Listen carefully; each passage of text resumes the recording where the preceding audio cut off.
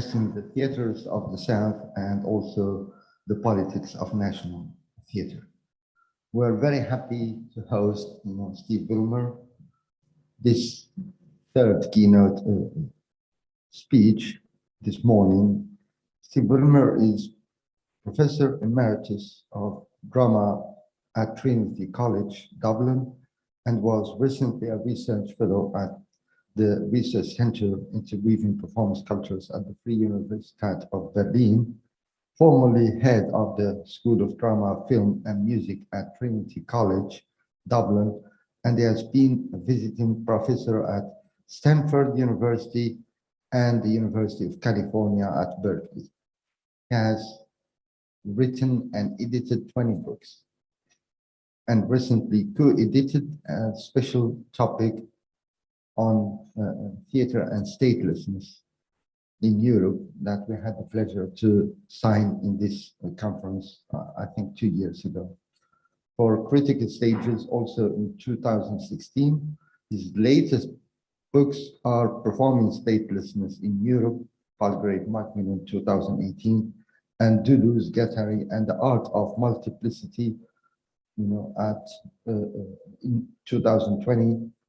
He is currently co-editing the Palgrave Handbook on Theatre and Migration for Palgrave Macmillan and Life in the Post-Human Condition for Edinburgh University Press. So I'm delighted to introduce Steve Burmer, who will be speaking today about national theaters in a changing world, and definitely he will be also addressing the issue of the changing function and the rationale for national theaters in an era of transnational political and cultural development. Without much ado, please join me to welcome Professor Steve Burmer.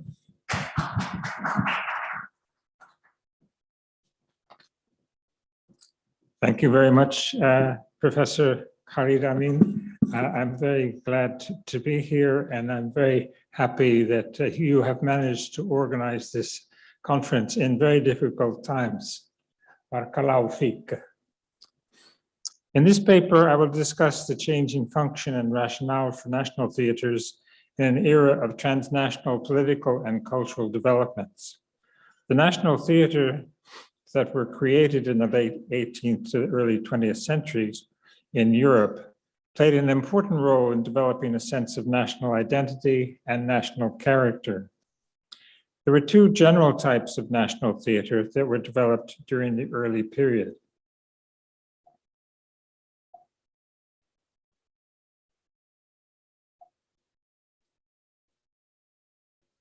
I don't know how this moves on though.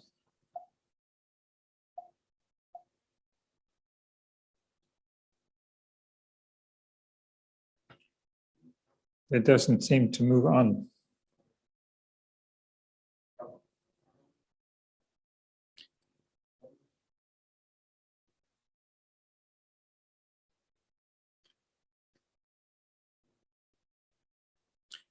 The first type of national theater was established by stable autocratic governments such as the Comédie Française in Paris.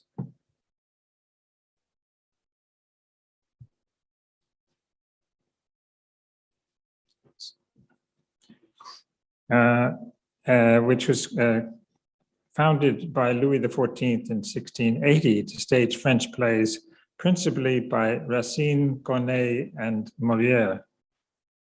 It received a subsidy from the state to perform both for the court and for the public. Later, the Burgtheater was founded in Vienna by Empress Maria Theresa in 1741 to stage operas in foreign languages. The Royal Theatre in Copenhagen was built on the Danish king's land in 1748. And the Royal Dramatic Theatre in Stockholm, called the Dramaten, followed in 1788. Originally, some of these royal theatres, such as the Burgtheater, used foreign languages, particularly for opera, but they evolved into national theatres using the vernacular language for drama performances. The second type of national theatre arose in association with nationalist movements in emerging states under foreign rule. Following the French and American revolutions, nationalist movements developed in many parts of Europe, fomenting demands for self-determination and disseminating ideas about democracy, citizenship, and national distinctiveness. They encouraged the use of theater for forging notions about national character and national identity. Many national theaters were established with a nationalist remit, and they participated in the construction of national identities and in legitimating the aspirations of nationalist movements, such as the National Theatre in Budapest,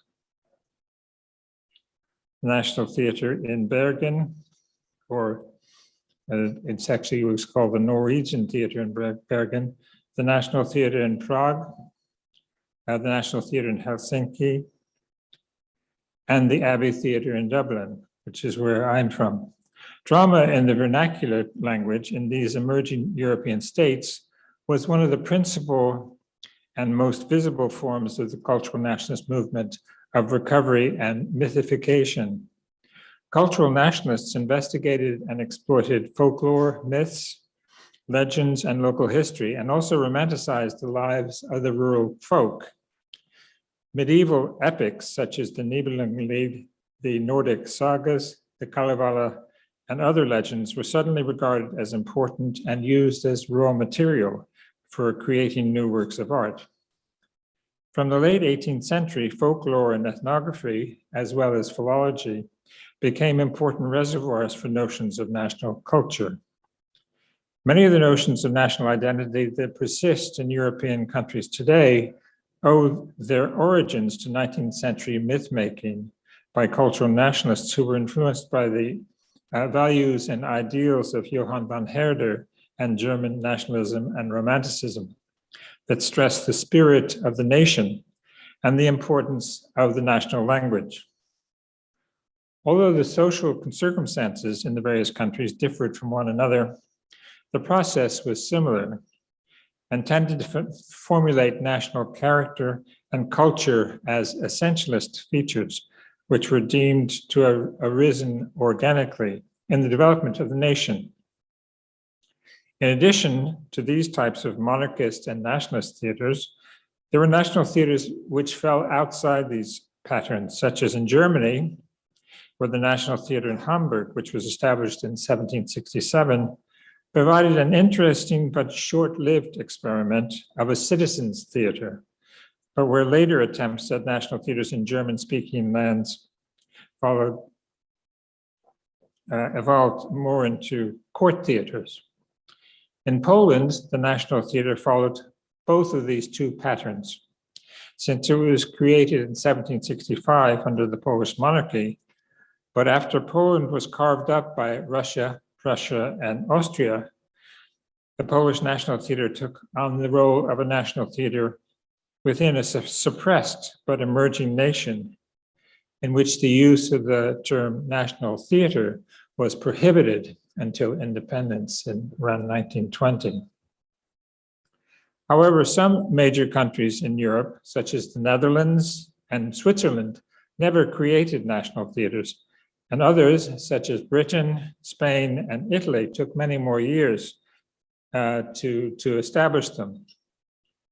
Meanwhile, countries throughout the world, and especially in Asia, the Middle East, and Africa, created national theatres in the 20th century, such as Thailand, Turkey, Egypt, Korea, Senegal, Kenya, Japan, Morocco, Nigeria, Qatar, the UAE, and Ghana, often in connection with their own independence as nation states, such as the National Theatre in Rabat. And this process of creating national theatres has continued into the 21st century, with new national theatres erected in Bahrain and Saudi Arabia, as well as in Catalonia and Hungary. Despite much criticism of its function, one could say that creating a national theatre is seen as a national cultural imperative, somewhat like creating a national concert hall or a national art gallery. Thus, a way of demonstrating the cultural legitimacy of the nation. And many of the newer national theaters, such as the new National Theatre in Barcelona and Budapest, bear a surprising resemblance to the 19th century architectural model. According to Marvin Carlson, quote, just as the monarchs of the mid-18th century built the prototypes of subsequent national theaters in imitation of the Comédie Française, seeking to echo the presumed cultural superiority of France, so 20th century leaders of countries around the world seeking to emulate European culture often included as a prominent element of these plans the establishment of a national theater, unquote.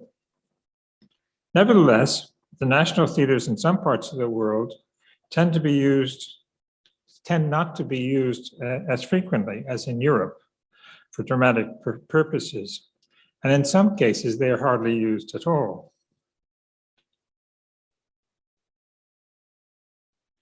The common image of a national theater, particularly in Europe, is that of an imposing 19th century building in the capital city of the country that presents plays on a proscenium arch stage in the national language, often featuring themes relating to its national history, mythology, and rural life, and tending to present an essentialist image of a homogeneous national culture. National theaters were often created to specifically respond to the language question in the nation. For example, the Hungarian National Theatre was established in 1840, partly to perfect the Magyar language instead of German, shortly after Magyar had become the official language in the country. Likewise, the National Theatre in Prague was created as a stage for the Czech language to contest the dominance of German culture. In Bergen, the national stage asserted the importance of Norwegian as opposed to Swedish or Danish. And the Helsinki National Theatre was expected to use Finnish instead of the language of the elite, who had spoken Swedish. While in most countries, the majority vernacular language was used in national theaters, in some countries, the language chosen for the national theater was not the language of everyday speech. For example, in Israel, the Habima Theatre employed the biblical language of Hebrew rather than the more commonly spoken Yiddish. Likewise, the Cairo National Theatre initially used Fusha, or classical Arabic, rather than colloquial Arabic, though this is now changed. Thus, there are many configurations of national theaters, and each one possesses individual features, so that no national theater is identical to another. Most national theaters in Europe perform not just plays by national authors, but also produce plays from the classical repertory, including Greek tragedy and Shakespeare, as well as contemporary and earlier plays from abroad. Moreover, in some countries, there is more than one national theater. For example, Greece has 2, and Slovenia has at least 3. In the 1960s, there was an increased emphasis on cultural provision in the regions, as well as in the capital of the country. And so some countries, such as France, built regional national theaters.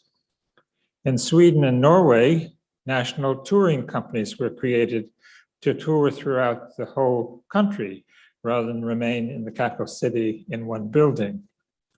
And more recently in Scotland, the National Theatre was created without a home, so that any theatre venue in Scotland could mount a national theatre production, including even on a boat. One of the most interesting questions for us is what the role of a national theatre should be today. To many people, a national theatre seems like a 19th century concept that's outdated and serves as a museum for out-of-date nationalistic drama. Theatre artists from competing organizations, of course, complain that national theatres tend to receive the lion's share of state subsidy, regardless of how good their work is. Others complain that national theatres cater for elitist, bourgeois, and conservative audiences rather than offering more diverse entertainment for the whole population. People in the countryside complain that it's unfair that they have to travel to the capital city to see a play by the National Theatre rather than it being shown everywhere in the country. People from minorities complain that only the dominant culture and language is normally presented, ignoring the other cultures and languages existing in the country that are not represented on the stage. In the following remarks, I want to suggest some responses to these complaints as regards national theaters in Europe. With regard to national theaters being museums of earlier plays, of course, national theaters can serve an important function in introducing the next generation to the national drama and provide high standard productions of these classics so that new audiences can appreciate these plays in the best circumstances. By comparison, for example, with less appealing performances by amateur companies. Moreover, rather than necessarily being outdated, national theaters have the resources to commission new writers and theater artists, introduce modern styles of production, use the latest machinery and technical devices, and blend the latest forms of music, video, movement, sound design, and scenography. In certain cases, national theaters rely on conventional proscenium arch stages, but normally they have more than one space available and can offer a variety of staging possibilities, whether proscenium arch, thrust, or traverse staging, or theater in the round, whether fourth wall, or interactive or immersive, whether in theater buildings or at site-specific venues, or in the open air, or as online performances, especially during the current COVID-19 pandemic.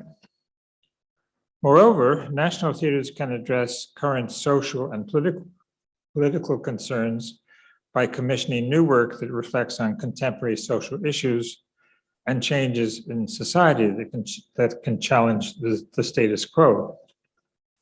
For example, in 1995, the Abbey Theatre in Dublin presented a play by Donal O'Kelly called Asylum, Asylum, about a refugee from Uganda who sought asylum in Ireland, but was forcefully deported.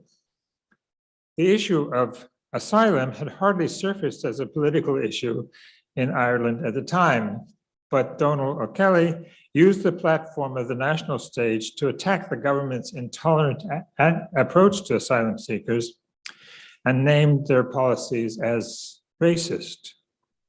The foyer of the theater was used as an extension of the performance by distributing propaganda material against government policies. A similar example of using the National Theatre to oppose government policies on refugees occurred in Helsinki a few years ago. There was a demonstration for several months in front of the National Theatre on a main city square next to the railway station in Helsinki. Afghan refugees were protesting against the government's decision to deport them because the Finnish government had decided that Afghanistan was a safe country, and therefore Afghanis should not require asylum in Finland. While this demonstration was continuing for several months with their tents on the city square, right in front of the National Theatre, a counter-demonstration against immigration took place on the same square, only a few meters away from the Afghani protests. It was coordinated, this other protest was coordinated by the right-wing True Finns political party, who had recently become part of a coalition government. And it also lasted for several weeks. At the same time as these two demonstrations were taking place, the Finnish National Theatre was rehearsing a new play called Second Home with asylum seekers and professional actors. The play recounted on stage the personal experiences of Iraqi and Afghani asylum seekers, some of whom had received permission to stay, and others who were still waiting to hear about their applications or had been turned down and were fighting against deportation. This was a very moving production, and of course, very relevant to the social and political issues of the day in Helsinki, linking directly with protests right outside the building. Regarding the popular complaint about the size of the state subsidy for the National Theatre, one rationale is, of course, that the National Theatre can become a flagship for the nation in several ways. First, because of its huge state subsidy, it can afford to hire the best actors, designers, directors, etc., and possesses the resources to put on the best productions. Some of the national theaters have enormous budgets, like, for example, the Burmer in Vienna, I think, might have the biggest of about 50 million euros a year. And some of the national theaters are enormous in terms of their size of personnel. For example, the Belgrade National Theatre in Serbia has about 800 employees. So national theaters, being such huge buildings and with such colossal subsidies, can be used as a template against which other theaters in the country and theater artists can measure themselves and perhaps learn something useful in terms of skills and creativity. Second, the National Theatre can be sent abroad as a national product to demonstrate something about the national culture. Third, rather than simply performing its own productions, the National Theatre can provide a venue to host other theaters, both from inside the country or within the country, and perhaps develop co-productions with them. For example, as we saw with the Chatara Theatre the other day.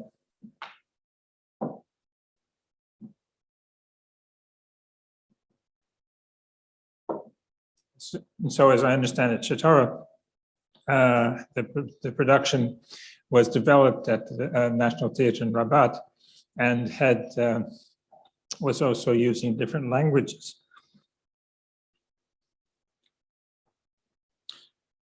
So it can enhance the quality of productions by regional companies and provide an opportunity for those in the capital to see the work of such regional companies.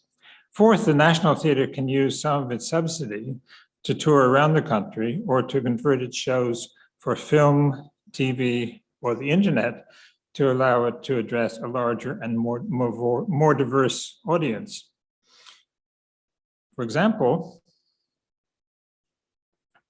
there's a lovely film on the internet about the National Theatre of Greenland, showing how they made an outdoor performance with the help of artists from several Nordic countries. The performance, which represents aspects of Inuit mythology, as well as current social concerns, could be seen only by a few hundred people in Greenland. But because it was put on the internet, it could be viewed by millions. Of course, the level of subsidy for national theaters is not constant, and budgetary fluctuations have caused many problems. For example, after the end of communism, some national theaters in Central and Eastern Europe struggled to provide the resources formerly afforded to national theaters. In some cases, this meant a large reduction in income and the need for a more commercial approach, or to find a way to reduce the overheads, such as decreasing the size of the ensemble of actors. For example, after independence in Lithuania and the introduction of a capitalist economy, the director of the National Theatre in Vilnius decided that he could not afford to pay the wages of the ensemble of actors. And so he tried to get rid of the acting company. The actors, however, challenged these plans successfully in the courts. And so the theater building became a commercial enterprise in order to pay its way, leasing its space for commercial purposes, in addition to staging theater performances, so that it could afford to pay its actors. Regarding the complaint that national theaters attract a local bourgeois elitist audience, national theaters normally have sufficient subsidies to reduce prices for specific shows or matinees and offer special schemes for students, old age pensioners, the unemployed, and less well-off people. However, sometimes the buildings and the atmosphere inside them are forbidding for those not used to theater venues. And so it's important for them to find ways to bring in diverse audiences by a variety of means, such as special performances appealing to young people, creating productions addressing topical issues, or social problems, developing outreach programs for specific sectors of the population, or addressing concerns of different parts of the diverse people in the country. A related issue concerns the openness of the National Theatre to diversity and divergent opinion. Frequently, national theatres have been accused of patriarchy, misogyny, sexism, homophobia, or racism because of a limited repertoire that doesn't speak to current cultural issues or ignores significant parts of the population. In Dublin, a movement called Waking the Feminists provided a response to the Abbey Theatre's male-dominated program for their 2016 season. And in this picture, you can see a lot of my former students who are helping to organize this protest outside the Abbey Theatre. So they're calling on the theatre to recognize the work of more women, such as directors, designers, playwrights, and actors. Another national theatre which has been challenged for exclusionary policies is the Hungarian National Theatre. Apparently, a meeting of the Goethe Institute during the Maitem Festival at the Budapest National Theatre in 2015 reprimanded the director of the festival for conservative programming and for his close association with the Fidesz government in Hungary. When I visited the Budapest National Theatre for the Maitem Festival 3 years later in 2018, I was pleasantly surprised to see several Arabic productions included in the festival, despite the Hungarian government's hostile attitude towards Muslims. It seems that the director had taken on board some of the criticism from the Goethe Institute meeting. For the first time in the festival, there was a series of productions that related to the Middle East conflict and called attention to the needs of refugees that Viktor Orban's government had been denying. Thus, it was reassuring to see the work of Al-Charur's company from Lebanon, as well as Makhalad Rassam's work with the Toneelhuis of Antwerp, amongst other performances. But at the same time, it was disappointing that the National Theatre itself was performing a play called Ban Ban, which is one of the most traditional and nationalistic Hungarian plays, as their offering for the festival.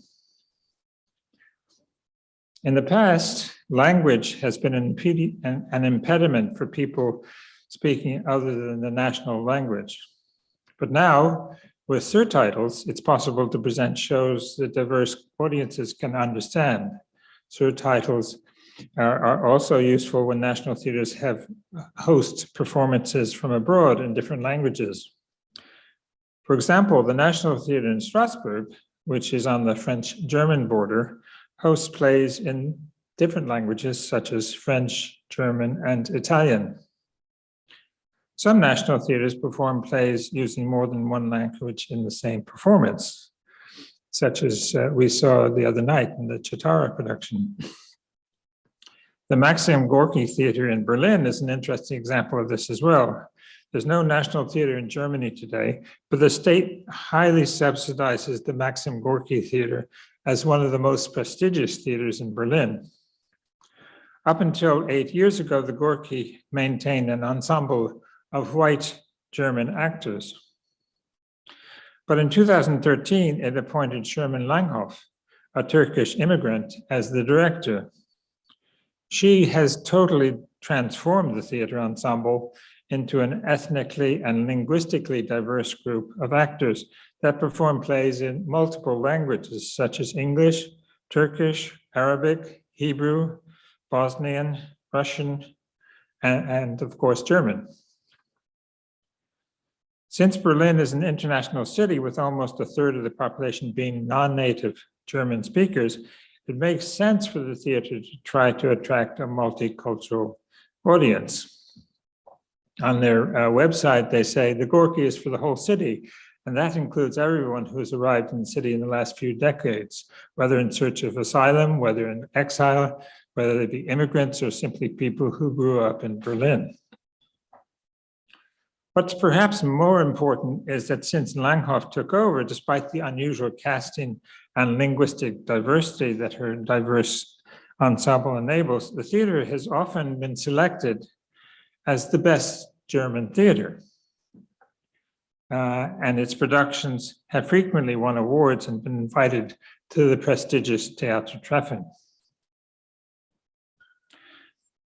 In 2017, the Gorky Theater took their program of diversity even further by creating an exile ensemble consisting of 7 actors from the Middle East, including 3 actors from Syria. These are perhaps initially for 2 years, then extended to 3 years. So giving these actors some kind of permanence in the theater. I attended a recent production by this ensemble of a play, which is part of the classic German, modern classic German repertory, Hamlet Machine by Heine Müller. And sitting next to me was a young man. So I asked him whether he had been attracted to the production because of it being done by an exile ensemble. And he said that he didn't know anything about the exile ensemble, but had come to the show simply because his friends had told him that the theater was doing interesting work. You might question whether it's appropriate for National Theatre to use more than one language in the theater. For example, the Finnish National Theatre takes pride in producing works only in Finnish and never in Swedish. There's a separate Swedish theatre in Helsinki. So it was very surprising for me to hear in the National Theatre in Helsinki, Arabic being spoken in their production about refugees. In Dublin, where I live, the Abbey Theatre, which is the National Theatre of Ireland, was originally established to produce plays in Irish and in English. And it trained their ensemble of actors to improve their spoken Irish. And the actors were sent to the west of Ireland, where more Irish is spoken, so they could improve. However, they got rid of the ensemble company and they got rid of their policy of producing plays in Irish, because the audience for those plays was quite poor, and very few very good Irish plays have been written in the Irish language. And the population of Ireland has been changing recently, and there are now more people who speak Polish or Mandarin in Ireland than Irish.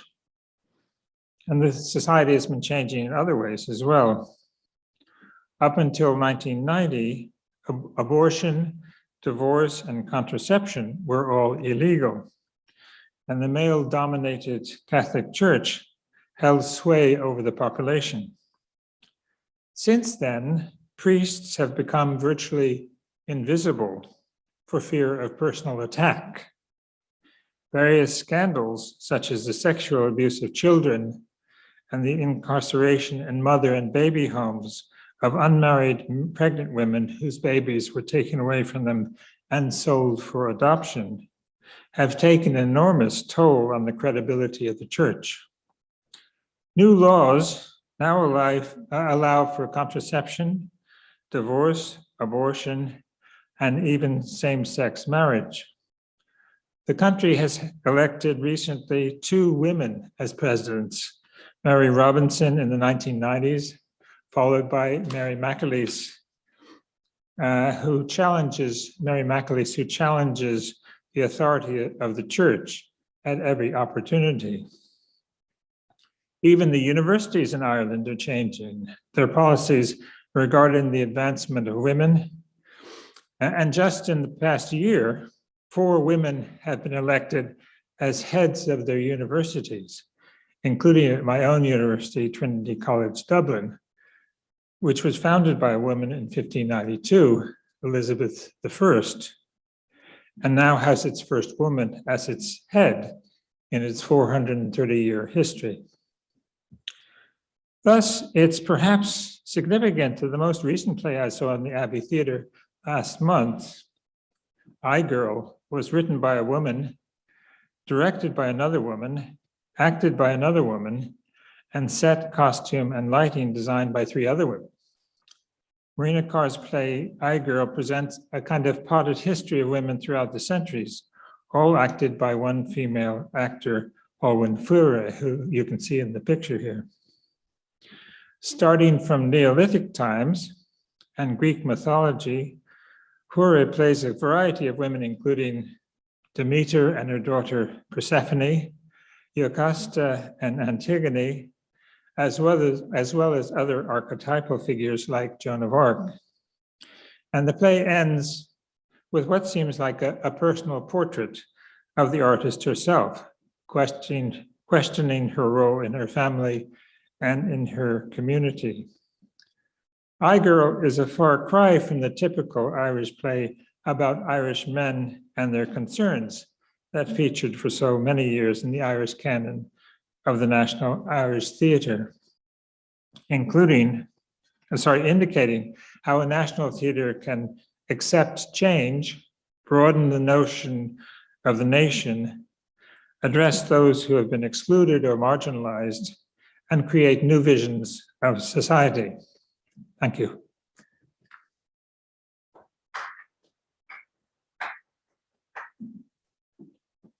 Thank you so much, Steve. It was such an inspiring,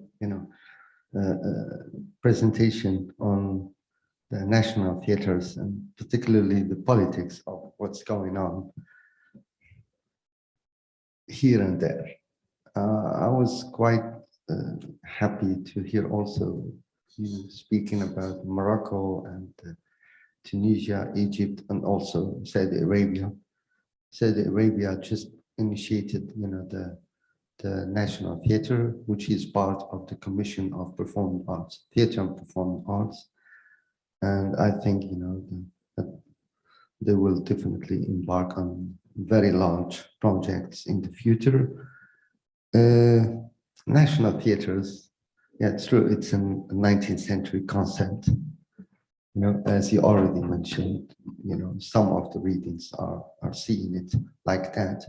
Maybe my first question relates to that. With the lockdown, with the corona, do you think that maybe we are returning back to the sovereignty of the state? And, somehow, maybe it's a return to national theaters? That's an interesting question. I think the effect of the COVID-19 on theater has been quite devastating, not just for theater artists, but also for musicians, that so many have been unemployed. And theaters have been trying to find some role during COVID-19 to still be able to perform. So in some cases, they do online performances. And of course, because it's the governments of those countries that are controlling what you can do and what you can't do, then that means that the government is also having an effect on what can be shown and what can not be shown and under what conditions. So the national theaters, I think, have been having a real struggle to see if they can perform and perform in ways that can be acceptable to the government. Very often these productions are either online or can only be with a couple of actors. For example, sometimes the actors themselves want to make sure that there's some social distancing even in their performances, which of course makes it difficult. And that of course affects the musicians as well. So yes, the governments, because they are making the policies on COVID, are having a greater control of theater and the artistry that's going on at the moment. Yeah, Steve, you mentioned also the Maxim Gorky's example in Berlin, and particularly starting from 2017 with the Shermin, and of course moving from Nonnenstrasse to the Maxim, as if bringing all these dynamics from a marginalized theater into a theater that is still marginalized, even if it exists at the heart of Berlin. The Exile Ensemble, it's the best example of a kind of decolonial option, bringing the others who are not seen, who are not visible, into the stage. And I see that this is an amazing step forward, to reconcile at least with otherness from within, the theater sphere. But still, when you see, the budget given to the Maxim Gorky and compare it with the opera next door, for example, without speaking about the theater or the Berlin ensemble, etc., then you ask serious questions about what the hell is going on.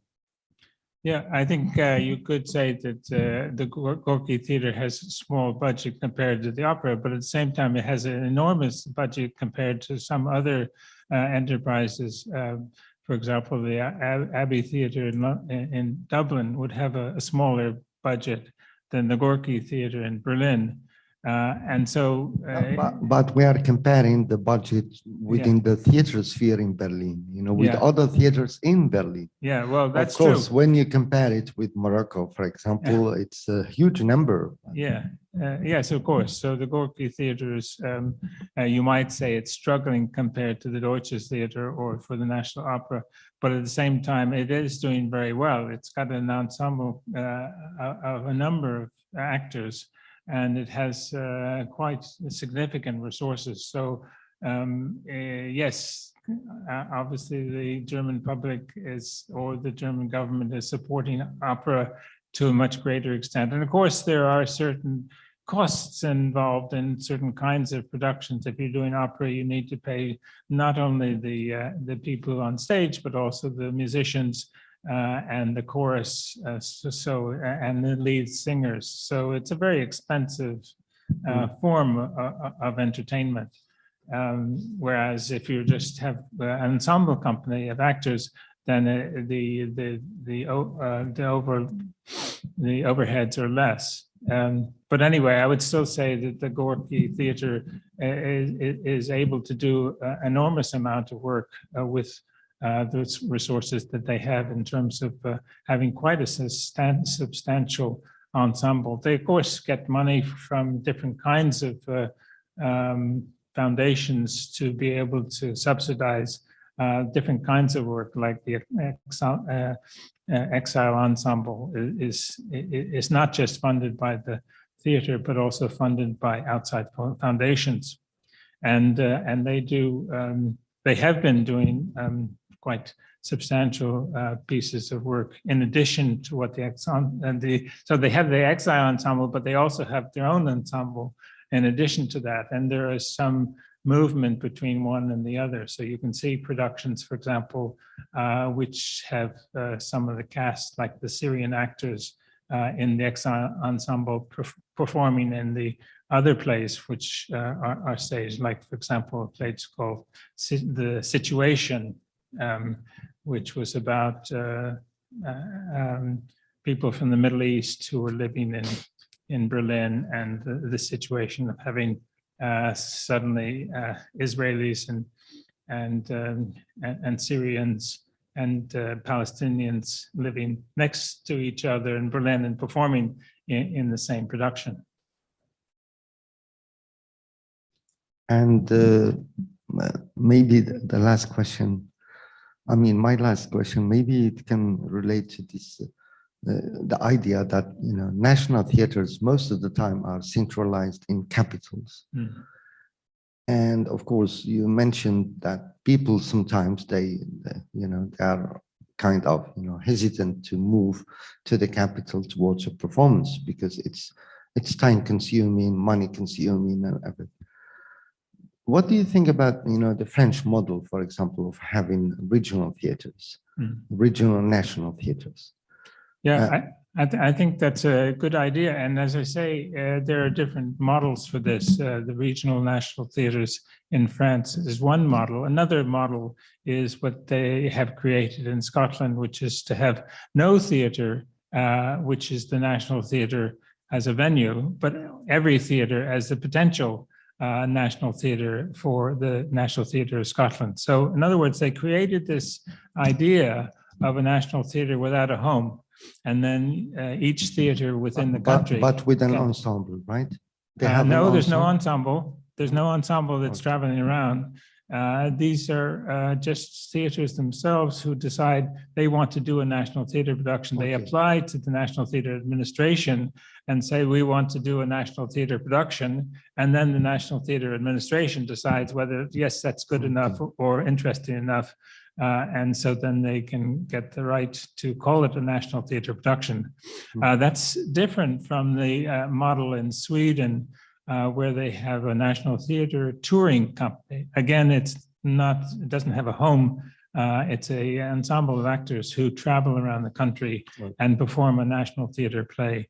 So that's another model, which I think is a very interesting way of solving the problem of how a national theatre can be seen in different parts of the country. The contrary is where regional theatres can come to the national theatre and perform for the capital, which would normally be in some other part of the country. So for example, there can be like a co-production between one regional theatre and the national theatre coming to the capital and also doing the same play in their home or in other parts of the country, touring around.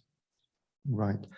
And yeah, you mentioned Brenda, not Brenda, but the first performance, Shatara, which is a co-production between the National Theatre of Morocco and a private company, you know, from Al-Husima, from the north of Morocco. Which means that, you know, in our country, for example, the National Theatre has also the potential to co-produce and also to send productions to festivals like Tangier, like Laayoune, like, you know, which means very simply that he is working all over the territory of Morocco, but with no ensemble, no company. And I think it's very interesting, the Chatara production, because it's saying something quite interesting about society today. I mean, it's not just a kind of folkloric piece, which is somehow rooted in the past. It's really dealing with contemporary issues about the position of women in society, and also looking at different parts of this same problem, not just in Morocco itself, but also people from Syria who are struggling. So a common problem of women struggling and trying to survive in difficult circumstances. So a very topical issue, and at the same time, making it not only national, but international. And also to, just to close this conversation, in Morocco today, we have a new generation of huge theaters, you know, one of them in Tangier, just next to the moving peak, which is, you know, not operating today, but definitely for next year, you know, and it's so huge with a room like this, you know, 1,400 audiences, and then two other theaters for 200, and many other workshop spaces, etc. We have another one in Rabat, which is a masterpiece, maybe the last one built by, you know,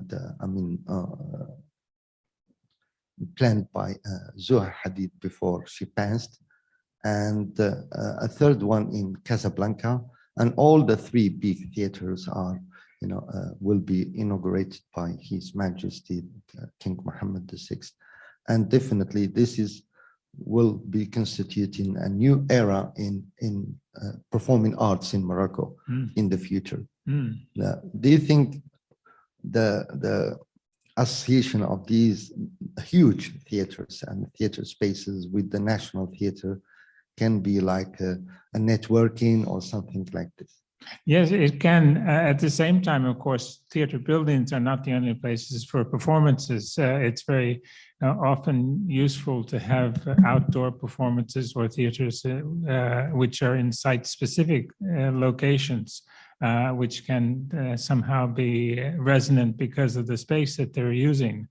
And of course, you can have online performances, as we've seen in COVID-19 days. So yes, creating big buildings is very inspiring and desirable. At the same time, it's difficult to manage them, because it means then you have to have a big staff, you have to have larger overheads for running the theater, and then you need to have big audiences, and you need to be able to ensure that you can fill those audiences. So which is a management problem. Okay, maybe you can take one more question from the floor.